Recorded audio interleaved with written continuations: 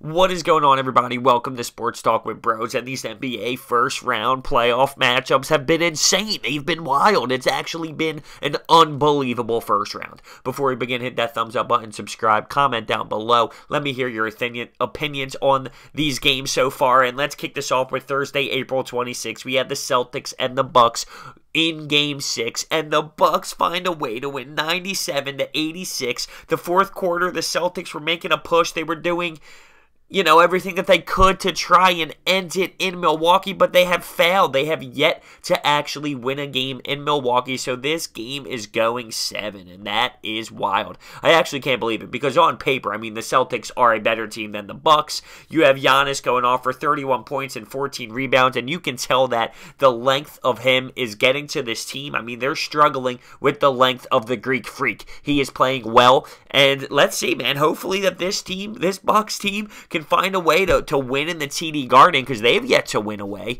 and I want to see them win this series, because let's be real, the 76ers against the Bucks would be preferable for me.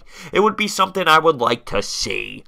So let's move on to today's games, because let's be real, this has been wild. And I'm going to go with this Jazz-Thunder game that just ended, and the Jazz won the series 4-2 in Game 6. The score was 96-91 Jazz, but I'm going to be honest with you, I'm a little bit frustrated with this game, because at the end of the game, first off, the Thunder had a million chances, a million opportunities, getting offensive rebounds. Russell Westbrook had opportunity late, but the real thing that pissed me off was at the end of this game, Paul George, textbook at the top of the three-point line, pump fakes, draws a defender into him as he shoots, and you're just going to hold your whistle. That's not the time to hold your whistle. I'm sorry, but that was a legitimate foul by the Jazz. I believe it was Ingles who tried to close out, and that was a foul. It was a three-point game at that point, and it just ruined it. It ruined it. A textbook pump fake by Paul George, which drew a defender to hit him as he was attempting a three-pointer. It couldn't get any more textbook than that,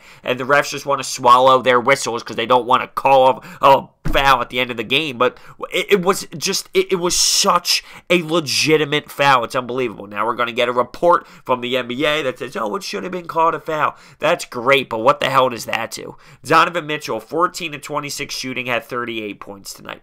Great game. Russell Westbrook, 10 rebounds, 5 assists, 46 points. Paul George, 5 points, 2 of 16 shooting, 0 for 6 from the three-point line, 3 for 7 for Carmelo Anthony for a whopping 7 points. This OKC team was just to me this season. Just So let's move along to this Pacers-Cavaliers game, because in Game 6, right after LeBron had that amazing block and hit the buzzer beater to win it, they go to Indiana and try and close it out, and then the Indiana Pacers just smoked them 121-87. It wasn't even close. Victor Oladipo having himself a beautiful season. And it continues here as he receives a triple-double, 28 points, 13 rebounds, 10 assists, does a little bit of everything, and that's just fantastic. To do what he's doing this season after getting traded, and people were saying, oh, wow, the Pacers definitely lost that deal. Well, look at him. Look at that motivation. Look at that work ethic. It's crazy. It's crazy. Did they really? Did the Pacers really lose that deal? I don't know. LeBron James, a little bit of a weaker night tonight. 22 points, 5 rebounds, 7 assists, shot 7 of 16 shooting. But how many, this stat line for his team is a joke. Kevin Love hit 3 shots tonight, had 7 points. Okay? Kyle Korver had 6 points. J.R. Smith, 9 points. Where is he getting this scoring from, the help from? Granted, LeBron James did not have his best game tonight. I'll be honest with you. He didn't. They got smoked. They got absolutely smoked. But, man, does he really have no supporting cast this season? I thought it was bad the year he was in the finals against the Golden State Warriors without Kyrie Irving and Kevin Love, but at least then he had an excuse. This is just terrible. This is just actually horrible and really ugly to watch. Now, Game 7 is going to be in Cleveland.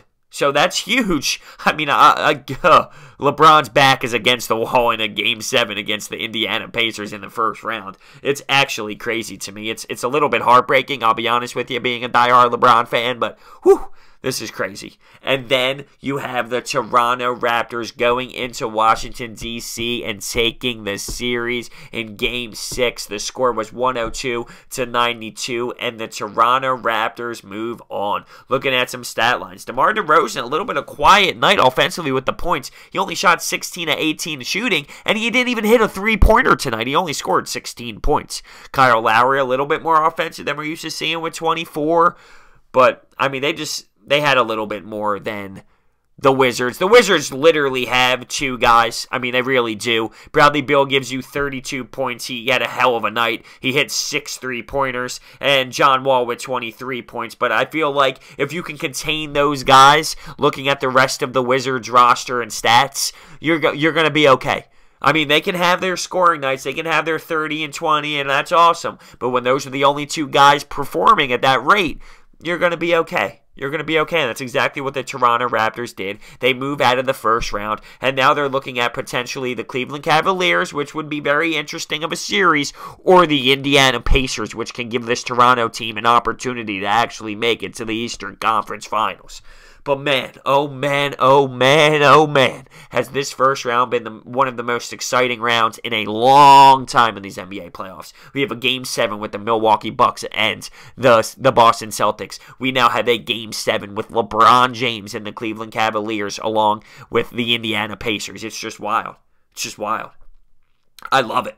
I love it. It makes it so much more exciting. It really does. With that being said, hit that thumbs up button, subscribe, comment down below your thoughts. Thank you so much for watching. I'll see you next time.